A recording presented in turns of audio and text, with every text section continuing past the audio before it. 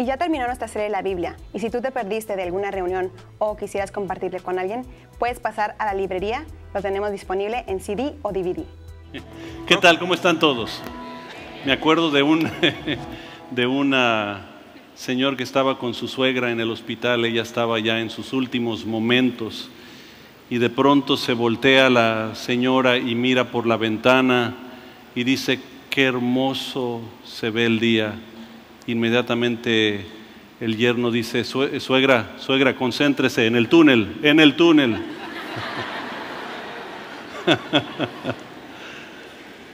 Hoy empezamos una serie que se llama La Biblia.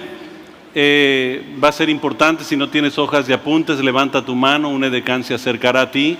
También los jóvenes van a estar participando en esta serie, entonces vengan con sus hijos, que se sienten juntos como familia, porque esto les va a dar algunos puntos para diálogo también. Entonces, Alex, ¿me pasas mi Biblia, por favor? ¿Traen su Biblia? ¿Listos con la Biblia? A ver, Biblia en alto. Vamos a hacer la declaración de fe con todo el corazón. Díganlo conmigo. Esta es mi Biblia. Yo soy lo que dice que soy. Tengo lo que dice que tengo. Puedo hacer lo que dice que puedo hacer. Estoy por recibir la palabra infalible, incorruptible de Dios. Ella me cambiará y nunca más seré igual. En el nombre de Jesús. Amén. Amén. Esta serie nos va a cambiar un poquito la perspectiva nuestra en varias áreas. Porque todos tenemos una historia que contar. Y la Biblia tiene historias que contarnos, pero ¿cómo podemos contarlo de una manera siendo más efectivo? Ahora, hay historias, por ejemplo, en mi vida, hay una que recuerdo muy bien. Vivíamos en Nicaragua y teníamos allá un pastor alemán, un perro, no vayan a pensar que un pastor de Alemania. Un perro pastor alemán, y a mí me fascinaba usarlo de caballito. Yo tendría 5 años aproximadamente, entonces recuerdo que me montaba el caballo y usaba las orejas como riendas, ¿no? Entonces le jalaba la rienda y el perro era muy, muy mansito, pero en una de esas se molestó conmigo y se volteó y me mordió aquí, abajito del ojo. Mi papá relata la historia de esta manera. Él escuchó al perro llorando y el perro estaba aullando y cuando salieron, yo estaba prendido de la oreja, la estaba mordiendo el perro. El coraje que me dio de que me haya mordido el perro, ¿no? Él vio mucha sangre y pensaba que era del perro, pero era que me había mordido a mí el perro. Curiosamente, ese perro a los años lo tuvieron que dormir porque le dio rabia. Mi papá siempre dijo que fue mi culpa, que ese perro lo tuvieron que dormir por culpa mía, ¿no? Historias a veces gratas, hay historias un poco más fuertes, pero la manera en que nosotros podemos integrar a todos los demás. Hay un escritor llamado, sus primeros con A, de apellido Milne. El autor Milne fue el que escribió una serie llamada Winnie the Pooh. No sé si ustedes recuerdan a Winnie the Pooh, ¿no? El osito. Muy interesante porque él escribió esa historia para que se durmiera su hijo. Entonces lo que él hizo para interesar al niño hizo al niño parte de la historia. Entonces lo integró a la historia. Su hijo se llamaba Christopher Robbins, igual que en toda esa serie. Y lo integró a eso, y los monitos de peluche que tenía el niño eran los personajes. Y así se desarrolló toda esa serie. Muy interesante, lo integró en todo eso para hacerlo parte de la historia. Y igual en la Biblia, las historias, por ejemplo, las que vamos a leer nosotros o las que vamos a estudiar, nos podemos hacer parte de esa historia. Y cuando nosotros participamos de esa manera, de pronto cobra otra vida en nosotros y no solo es una historia ajena, sino ahora entendemos el mensaje que Dios tenía para nosotros. Por ejemplo, la historia de Isaac, cuando Isaac es sacrificado, siempre lo vemos de perspectiva de Abraham, pero yo no sé ustedes si algún día lo han tratado de ver de la perspectiva de Isaac. Entonces, yo quiero que ustedes entiendan todo lo que Abraham está pasando, pero yo quiero transportarlos un momento en su imaginación y ustedes imagínense ser Isaac y todo lo que está pasando. Quiero que anoten en sus hojas esto. Génesis 22 es la historia de todos nosotros. Génesis 22 es la historia de todos nosotros. Esa es la manera en que Dios toma mi vida y me va a enseñar, me va a dar una lección mucho más allá de lo que yo me imaginaba en la vida. Y déjenme darle el primer punto. Anota esto en tus hojas, por favor. Mi vida es un viaje incierto. Mi vida es un viaje incierto. No vamos a leer Génesis 22 porque quiero que esta sea una reunión un poco corta por el calor que hay. La semana pasada tuvimos un promedio de 2 kilos abajo, entonces hoy no quiero que se pierdan tanto, ¿no? Horacio dice que va a quedarse aquí todo el día. Mi vida es un viaje incierto. Imagínense, Isaac de pronto llega papá con él y le dice: Isaac, nos vamos a un viaje. Este viaje nos va a llevar a un lugar donde vamos a adorar al Señor. Y empiezan a preparar todo y empiezan su viaje. Es todo lo que él sabe. Usualmente en la vida y nuestra relación con Dios, nuestros viajes son muy similares. Dios te está llamando a algo y emprendes un caminar sin saber el resultado final. O sea, tú no sabes a dónde vas a llegar, qué va a suceder, pero la realidad es que ningún hombre sabe cuál es el lugar a donde va a llegar. Vivimos la vida en sí con incertidumbre. Sabemos que queremos lograr ciertas cosas, sabemos que vamos a llegar. De hecho, muchos cuando emprenden su camino en el Señor se desanimaron porque no sabían qué es lo que les esperaba. Y cuando llegó algo que no querían, la desilusión significa nada más que tenías una ilusión de algo y eso se quitó porque no llegó, entonces es una desilusión. Muchos se desilusionan porque piensan, bueno, lo que yo debo de recibir porque soy ahora cristiano es esto. Ahora imagínense siendo Isaac y van con papá de repente caminando y empieza el diálogo entre papá e hijo. Y ustedes van a poder leer la historia en casa, Génesis 22, y de pronto dice: oye papá, aquí veo la leña, aquí veo el cuchillo para el sacrificio, pero ¿dónde está lo que vamos a sacrificar? Ahora, imagínate ver a tu papá a los ojos, o sea, ver a tu papá a los ojos y decir: oye, ¿qué onda? Una de dos cosas con Isaac: o no sabía nada de lo que va a pasar, o se estaba sospechando todo. Biblias en alto, y vamos a hacer la declaración con todo el corazón. Díganlo conmigo: esta es mi Biblia. Yo soy lo que dice que soy. Tengo lo que dice que tengo.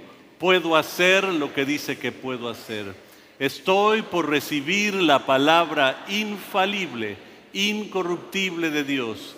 Ella me cambiará y nunca más seré igual. En el nombre de Jesús, amén. Seguimos con nuestro estudio de la Biblia, la segunda parte de este estudio confrontador en nuestra vida. Y hoy vamos a tocar otra vez algunas cosas. Recuerden que estamos enfocando, poniéndonos nosotros en el lugar de la figura que vamos a estar hablando. Vamos a imaginarnos por un momento que somos esa persona. Pero lo interesante de las historias, mucho más que nada más un documento histórico, son historias que nos enseñan principios importantes en la vida. Déjenme contarles uno en mi vida que me enseñó un principio muy importante. Estábamos mi padre y yo en Chiapas. Él hacía campañas evangelísticas en aquel tiempo. Y estábamos en un pueblo donde lo habían invitado a una campaña que él tenía de sanidad divina. Estuvimos ahí por 7 días. El cuarto día habíamos estado yendo a desayunar, comer y cenar en la casa de unas personas que parte del grupo organizador de la campaña de don Fermín. Y recuerdo que me sirvieron agüita de melón como lo hacían todos los días. Es todo lo que tomábamos, agüita de melón. Me sirvieron agüita de melón y me dio curiosidad y le pregunto a la señora que me lo sirve, hermana, ¿esto está hecho con agua electropura? Y me dice, no, es del río, ahí afuera, mira ahí el río, de ahí sacamos el agua y hacemos el agua de melón. Y le pego el codazo a mi papá y le digo, papá, no es agua purificada, es agua del río. Dice, ya tenemos 4 días tomando, no hay problema, tú síguele. Y yo pedí una Coca-Cola. Como buen hombre de fe, pedí una Coca-Cola. Recuerdo que terminamos de desayunar y empezamos a caminar al hotel. Estaba como a 5 o 6 cuadras. Mi padre apenitas la hizo al hotel. Le cayó tan mal aquel agüita de melón, le soltó el estómago, pero a todo lo que da. Y recuerdo que después de eso estábamos dialogando y llegamos a la conclusión que cuando uno no sabe algunas cosas, Dios te protege. Pero tan pronto tienes conocimiento de algo, eres responsable de actuar conforme a lo que debe de hacerse, ¿no? Entonces nos reíamos de eso. Y recuerdo que después de eso, la siguiente cruzada nuestra, ¿no? Íbamos arando, dijo la mosca, ¿no? La cruzada próxima de mi padre era en Palenque, Chiapas. Entonces recuerdo que el director del Seguro Social nos llevó y estaban enseñándole a don Fermín todas las instalaciones. Y al final de la instalación había una maquinota grandísima con unos tanques grandes y dice, don Fermín, hermano Fermín, dice, aquí es donde purificamos el agua. Y se voltea y dice, pero usted siendo un siervo de Dios, que Dios lo usa tanto, usted no necesita ni purificar el agua, ¿verdad? Y nos miramos nada más los dos diciendo, ¿le contamos o no? Pero aprende uno algunos principios, historias chistosas, pero aprende uno principios espirituales importantes. En la Biblia hay tantos, unos que te van a hacer reír, otros que hacen llorar, pero casi toda familia tiene cúmulo de historias en el cual uno pudiera contar y aprender principios básicos de eso para el vivir. Así fue con el pueblo de Israel. El pueblo de Israel estuvo en esclavitud por muchos años y en esa esclavitud de pronto Dios les promete librarlos y llevarlos a una tierra que fluye de leche y miel. Y haz de cuenta que es nuestra historia. Dios sabía que estábamos cautivos. Recuerden, el pecado nos separa, es el abismo que nos separa de Dios. Pecado significa separación de Dios. Estábamos separados de Él y Él nos ha regresado a Él por medio de la cruz del Calvario. Igual el pueblo de Israel es liberado de la esclavitud, es llevado a través del Mar Rojo, a través del desierto, 40 años para llegar al lugar que Dios tenía destinado para ellos. Pero no estaban completos hasta no llegar al lugar que era aquel lugar que fluía de leche y miel, era el lugar que Dios tenía precisamente preparados para ellos. Y de hecho, fíjense cómo dice este pasaje bíblico en Deuteronomio 8:2. Deuteronomio 8:2 dice, recuerda cómo el Señor tu Dios te guió por el desierto durante 40 años, donde te humilló y te puso a prueba para revelar tu carácter y averiguar si en verdad obedecerías sus mandatos. Lo llevó por todo ese tiempo y fue revelando su carácter, o sea, fueron aprendiendo a través de todas las experiencias, y eso es lo que Dios hace a través de las experiencias. Pero llegan a la tierra prometida, y en la tierra prometida la primera ciudad que se enfrentan es Jericó. en aquel tiempo una ciudad magna, unos muros inmensos. Se dice que sobre los muros corrían carreras de carretas, caballos jalando carretas, había carreras en el muro, era tan inmenso, era imponente ese lugar. Y Dios los lleva ahí y ese es lo primero que tienen que tomar. Esa es la ciudad que tienen que conquistar. Entonces, pudiera haber duda en algunos, pero fíjense, Dios les pone a una mujer frente a ellos que les enseña algo inmenso que hoy nosotros puestos en ese lugar vamos a aprender mucho. Vean este video, por favor.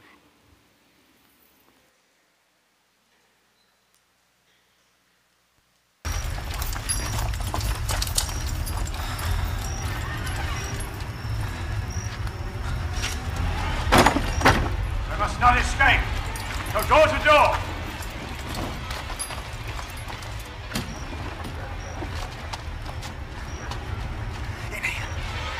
Everyone, return to your homes.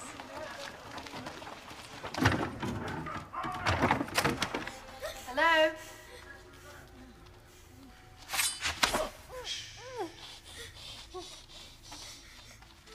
Keep quiet, and I promise I won't hurt him. Swear.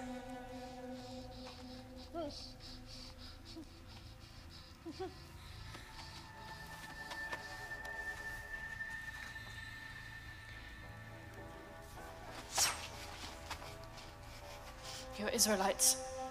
You've heard about us? You have a God who commands the winds and parts the seas. He saved us from slavery. We are his chosen. This whole city is terrified of you. How can we fight a people whose God can do that? Open up! Back your time. Open the door! Can we get out that way? Help us, and we will help you. Go. I'll store them if I can. Open the door! Come with us. I can't. My family.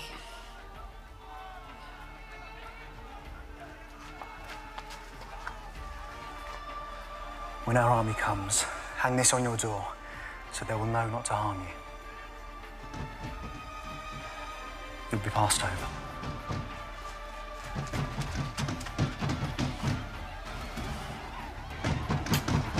Stay here.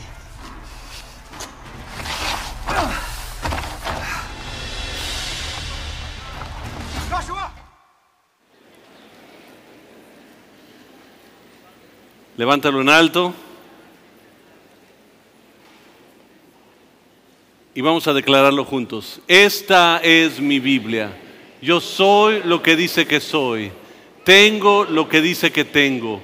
Puedo hacer lo que dice que puedo hacer. Estoy por recibir la palabra infalible, incorruptible de Dios. Ella me cambiará y nunca más seré igual. En el nombre de Jesús.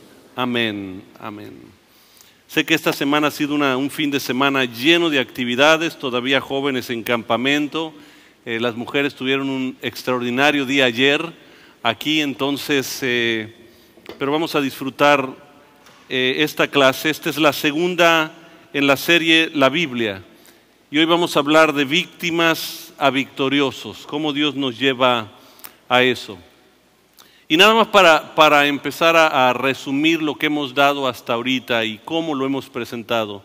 Hemos estado tocando historias personales y cómo también en las historias de la Biblia nosotros ubicarnos ahí como si fuésemos nosotros las personas de esta historia. Muy interesante y toma otra perspectiva cuando tú te pones en el lugar y vas viendo cómo Dios te revela cosas que son importantes entender. Hay una historia con que quisiera empezar que se llama, si tú lo buscas en el internet, El milagro de Dunkerque. Dunkerque es un puerto en Francia. Los alemanes en la Segunda Guerra Mundial habían tomado posesión de Francia y los ejércitos aliados, o sea, Inglaterra, Francia y algunos más, se habían unido para tratar de retomar Francia. Entonces entraron a tratar de tomar posesión. Sin darse cuenta, encontraron una maquinaria de ejército alemán como jamás hubieran imaginado. Y en momentos se hallaron rodeados, donde se cree, bueno, hasta donde se sabe, había posiblemente más de 380,000 soldados en esa ocasión, atrapados por las fuerzas alemanas, que llegaron hasta el puerto y ya no tenían por dónde irse. O sea, llegaron al mar y ahora ¿qué hacen? Y atacando fuertemente por aire y por tierra los alemanes, lo único que pudieron hacer es el comandante pidió ayuda para rescate a los barcos que estaban cercanos. No había suficientes barcos para subir a 380,000 personas. Entonces lo que el comandante de los barcos hizo es llamó por radio y pidió que todos los barcos que hubiera en esa región, o sea, de pesca, yates, todo lo que hubiera, pudiera llegar al rescate de todos estos soldados. La señal a las tropas que estaban en tierra, que estaban por ser exterminadas por la fuerza alemana, era vamos a hacer todo lo posible en rescatarles. Pero curiosamente usó una frase, pero si no. Y esa frase, pero si no, era una referencia al libro de Daniel, y donde vamos a estar viendo hoy. El libro de Daniel, donde los jóvenes hebreos están enfrentando una situación adversa también, donde no hay manera ya de salir de la situación, o sea, tenían que morir. Y ellos declaran, Dios nos puede librar, pero si no, de todos modos. Y en esta batalla se llama el milagro de Dunkerque porque dicen que empezaron a llegar barcos por todos lados. En las historias hay varios que tienen sus distintas historias, dicen los portaaviones llegaron y esos fueron los que llevaron a la gente, pero humanamente no hay manera de que los portaaviones llevaran tanto ser humano. Entonces se sabe que hubo un milagro donde todos los barcos pesqueros, todo empezaron a llegar y a llevarse a los soldados, y en vez de ser exterminados lograron salvar la vida de los soldados y pudieron continuar finalmente venciendo a los alemanes. Muy interesante esa salvación. Vayan a Hebreos capítulo 2, versículo 3. Vamos a estar en Daniel 2, pero vamos a Hebreos 2, 3.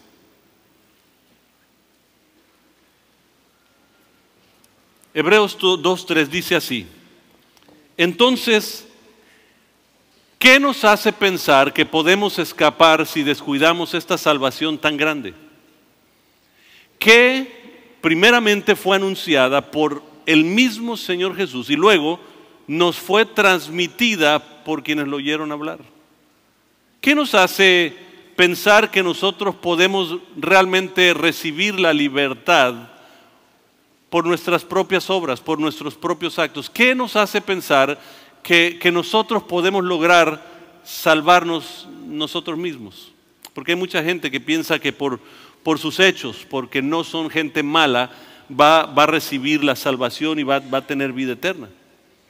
Pero la realidad es que las historias en la Biblia nos muestran lo contrario, que la gente, por más buena que pudiera haber sido, necesitaba la intervención de Dios para llegar a la salvación. O sea, la realidad es que no hay salvación fuera de Dios, porque yo no puedo salvarme a mí mismo. Vimos el éxodo del pueblo de Israel de Egipto, vimos el peregrinaje vemos el peregrinaje en el desierto, vemos todas las historias que podemos ver en la Biblia, los reyes, los jueces, los reyes. Y en todo eso, Dios interviniendo para mostrarles que Dios es y para enfocarse en Dios. Pero aún así la gente no quiere a veces escuchar porque tiene su manera de pensar. Entonces lo que Dios hizo con el pueblo de Israel, Él los dejó caer en esclavitud en Babilonia. Y ahora están enfrentando un pueblo babilónico y toda la nación ahora es reducida a víctimas Pero aún en todo eso, Dios tenía un plan, como tiene plan para cada uno de nosotros. Su plan es, en medio de la dificultad, obrar su grandeza para que nosotros podamos darnos cuenta que Él es el Salvador. Ahora, en esta Biblia vamos a tocar sobre la diferencia entre la religión y la relación. La razón que esta temática es importante, porque hay mucha gente que no ha entendido la diferencia entre lo que es religión y relación. El mundo, cuando tiene un concepto de Jesús, inmediatamente tiene un concepto de religión. Es muy normal porque a veces hemos pensado que eso es lo que Él representa. Pero nunca fue la intención de Dios encarnar y venir a representar una religión, sino hacer algo mucho más profundo y regresarnos al inicio de lo que Él tenía en plan para nosotros, desde Génesis capítulo 2, cuando creó al hombre. Desde 1 y 2 está la creación del hombre. Y el anhelo de Él era una relación personal y profunda con nosotros. Pero vamos a tocar una temática hoy donde Jesús está pasando un momento bastante fuerte. Y esto, creo que esta historia nos va realmente va a ayudarnos a entender la diferencia entre lo que es una religión y una relación. En el libro Simplemente Jesús, el autor Wright describe el mundo de Jesús, su ministerio y especialmente esos últimos momentos como una tormenta perfecta. La tormenta perfecta, no sé si ustedes recuerdan la película de la tormenta. ¿Cuántos vieron la película La Tormenta Perfecta? Algo que surgió, una película que surgió en el 91. Algunos no son ni de esa fecha, ¿no? Entonces, en el 91 sale una película en el 91 surgió una tormenta en el este de Estados Unidos que llegó a ser denominada la tormenta perfecta, no por cualquier otra cosa, más que no tuvieron un nombre para ponerle a esa tormenta. Es de las pocas tormentas, desde los 50 que empezaron a nombrar las tormentas, es la única de las pocas que no pudieron nombrar. Y la razón que no pudieron nombrar es que el fenómeno que surgió, venía un huracán llamado Gracia, hacia el centro del este de Estados Unidos, las Carolinas. Pero de pronto una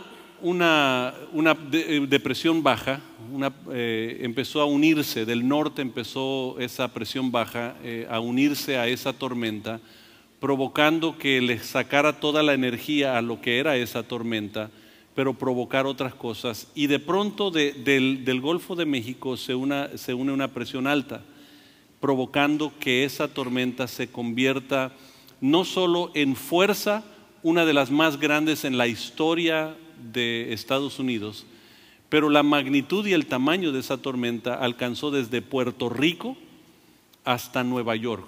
Entonces ya se pueden imaginar el tamaño de la tormenta, y por eso le llamaron la tormenta perfecta. En la película había una nave que se llama Andrea Gale, que era una nave pesquera que habían tenido muy mala pesca esa temporada, pero ellos querían lograr pez espada. Y es una historia verídica de todo lo que pasó en esa película, pero obviamente no saben exactamente lo que sucedió en el barco, todo eso es parte de Hollywood, pero se fueron y el refrigerador, el congelador que traían dentro de la nave no funcionaba. Entonces habían logrado finalmente una pesca impresionante. Entonces les dijeron de la tormenta que venían para que ellos se esperaran en esa región o evitaran la tormenta y esperaran que pasara para que ellos pudieran regresar. Pero como no tenían congelador para el pez, para los pescados, entonces lo que ellos decidieron es meterse a la tormenta. El capitán, una persona con mucha experiencia, ya había navegado varias tormentas, por lo tanto sintió que la iba a hacer. No se sabe exactamente, se dice, algunos datos dicen que las olas que ellos enfrentaron fueron de 15 y 20 metros. pero hay otros datos que dicen que llegaban hasta 35 metros las olas. Entonces imagínense, un edificio de 13, 14 pisos de ola viniendo hacia ti. Eso es algo impresionante. Ustedes saben la historia, ellos perdieron su vida en esa tormenta tratando de salvarse. Esa historia es muy representativa a la historia de hoy porque Jesús enfrenta una tormenta similar. Pero curiosamente la tormenta perfecta en Lucas capítulo 19 es el relato que vamos realmente a estar tocando y puedes anotarlo nada más, no vamos a leer los pasajes. Está enfrentando una tormenta perfecta, pero precisamente de los religiosos de aquellos tiempos. Está enfrentando, él entra a Jerusalén en una alabanza de multitud de gente. Y el día que está ahí, un día podríamos decir fatídico, porque tenía ya un destino negativo, tenía ya un destino difícil para el curso del día y de la semana de Jesús, cuando entra Jesús a Jerusalén.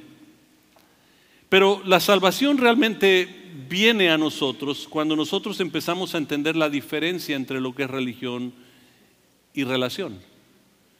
Y la tormenta que se forma con tres cosas. Hay un destino que viene para Jesús, pero otras dos presiones altas y bajas se empiezan a unificar a esa tormenta para tratar de hacer todo mucho más difícil, pero nos da a nosotros entender exactamente lo que Dios tiene para nosotros.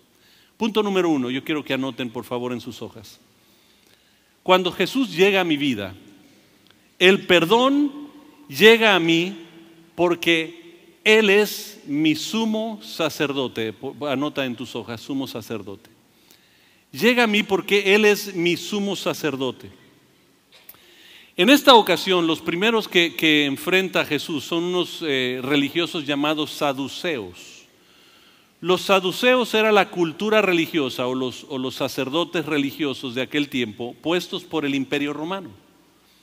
No muy aceptado por muchos religiosos dentro del judaísmo, no muy aceptados por mucha gente necesariamente, pero eran los que controlaban los templos, los tabernáculos, todo lo que se podía hacer de movimiento religioso, eran los que controlaban porque eran parte del Imperio Romano. Pues en esta ocasión vamos a estar tratando la temática de la oscuridad a la luz. Y quisiera empezar con una frase con la cual siempre mi padre hablaba y decía, es aliméntate de la palabra. Asegúrate alimentarte de la palabra. ¿Y saben qué? Me estoy dando cuenta que no veo. Tengo unos ojos extras aquí, llamado lentes. Aliméntate de la palabra, él decía, y asegúrate que no solo esté aquí en tu conocimiento, sino también baje a ser parte de tu corazón. Quiero leerles Colosenses 3:16. Colosenses 3:16 dice así: la palabra de Cristo more en abundancia en vosotros, enseñándonos, exhortándonos los unos a los otros en sabiduría, cantando con gracia en vuestros corazones al Señor con salmos e himnos y cánticos espirituales. Y la clave de este pasaje es la palabra de Cristo more en abundancia en ustedes. El anhelo de Dios es que esa palabra, la Biblia, sea lo que transforme nuestra vida. Ahora, aquí les va esto es importante saber. Hay mucha gente que dice yo amo a Dios, pero no lee la Biblia. Es imposible amar a Dios y no leer la Biblia, porque la Biblia y Dios, la palabra misma suya, son una cosa. Él tiene que ver con su palabra y su palabra tiene que ver con Él. Entonces no puedes decir amo a Dios y no profundizarte en la Biblia. Por eso hoy queremos como resumir todo y con esto poder entender cuál es el concepto, cuál es la base, el mensaje base de la Biblia, qué es lo que la Biblia nos quiere reflejar a nosotros. A veces buscamos tantas temáticas, tantas cosas en la Biblia, pero Es mucho más profundo que buscar temáticas así al azar, a ver qué es lo que me dice la Biblia. Entonces, estuvimos viendo de cómo nos lleva la Biblia de la muerte a la vida. Nos enseña cuál era mi condición real y cuál puede ser mi condición si yo lo recibo a Él como Señor y Salvador. Nos enseñó que éramos esclavos al pecado, pero nos ha dado libertad. Nos enseñó que éramos víctimas, pero nos ha dado victoria. Y eso no solo en el área de lo espiritual, sino en toda área de nuestra vida. La semana pasada estuvimos viendo cuál es la diferencia entre una religión y una relación. Dios anhela, y la creación que hizo fue para tener una relación, una intimidad con Dios. Y nosotros lo que hemos hecho es hemos formado una religión para tener a Dios, pero a Dios no le interesa la religión, le interesa la relación. Y esa es la diferencia, y muchos no entienden eso y batallan mucho porque ven a Dios solo como una religión.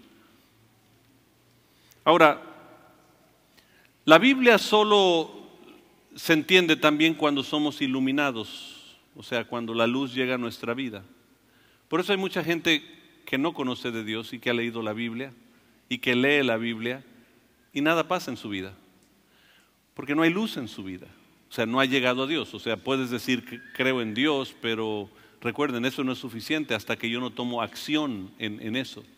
Entonces, hay mucha gente que lee la Biblia, pero no han sido iluminados para que su espíritu pueda tener entendimiento, para que el corazón pueda tener entendimiento. Hoy, como lo hemos hecho en las otras ocasiones, quiero hablar de dos personajes que nos van a ayudar a entender las dos posiciones que podemos tener frente a la Biblia. O sea, cuando nosotros vemos la Biblia, la tomamos y podemos tomar dos posturas. El primero de ellos es Josías, y después voy a hablar de su hijo Joacim, esos dos personajes.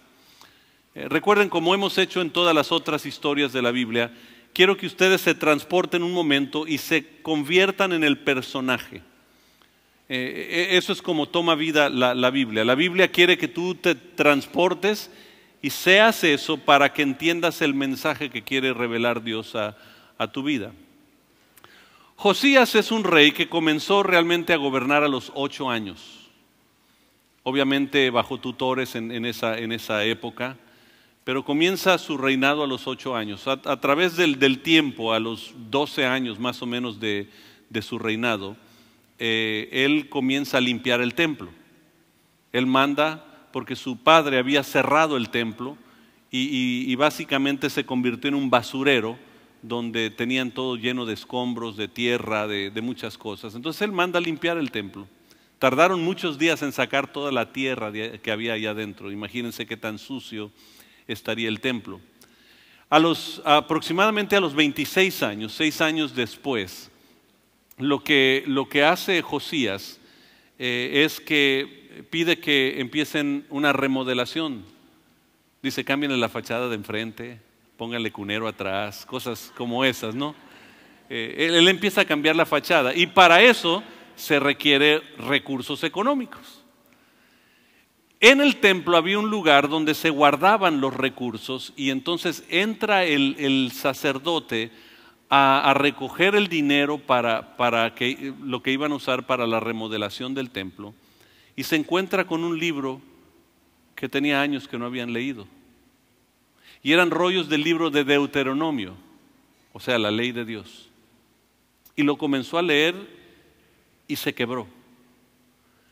Ahora, al quebrarse se va con el rey Josías y le dice, Josías, mira lo que hemos encontrado. Y empieza a leerle el libro de Deuteronomio. Y cuando le lee eso, no solo eso, encontró unos rollos de las crónicas. Y dentro de las crónicas encontró un pasaje, fíjense en Primera de Reyes, escrito 300 años antes del rey Josías. 300 años han pasado desde este pasaje. Dice, luego por un mandato del Señor, el hombre de Dios gritó, oh altar, altar, esto dice el Señor, En la dinastía de David nacerá un niño llamado Josías, quien sacrificará sobre ti a los sacerdotes de los santuarios paganos que vienen aquí a quemar incienso, y sobre ti se quemará huesos humanos. Hablando de la limpieza y la purificación del templo, pero mencionaba a Josías. Ahora, imagínense ustedes estar aquí sentados, yo estar predicando, leyéndoles un pasaje y de repente encuentran su nombre y todo lo que tienen que hacer ustedes. Eso es impactante, ¿no? Imagínense, y Fermín García estará predicando en la Arena Tijuana como pastor. Imagínense, eso me dejaría a mí frío. Imagínense cómo se sintió el rey Josías. Está limpiando, está restaurando el templo. De pronto encuentran las crónicas y luego empieza a leer la ley de Dios. Dice la Biblia que se tiró postrado y se rasgó sus vestidos. O sea, provocó una convicción en él cuando él leyó la Biblia. Provocó una convicción tan poderosa en él que hubo una transformación profunda en la vida de él. Ahora, vamos a brincar un poco más adelante. Josías, para que ustedes sepan, dice la Biblia que no hubo rey que caminara en integridad ante Dios ni antes ni después de Josías. Qué bonito. Imagínense terminar la vida de ustedes, cada uno, y decir, me encantaría que eso se escribiera de mí algún día.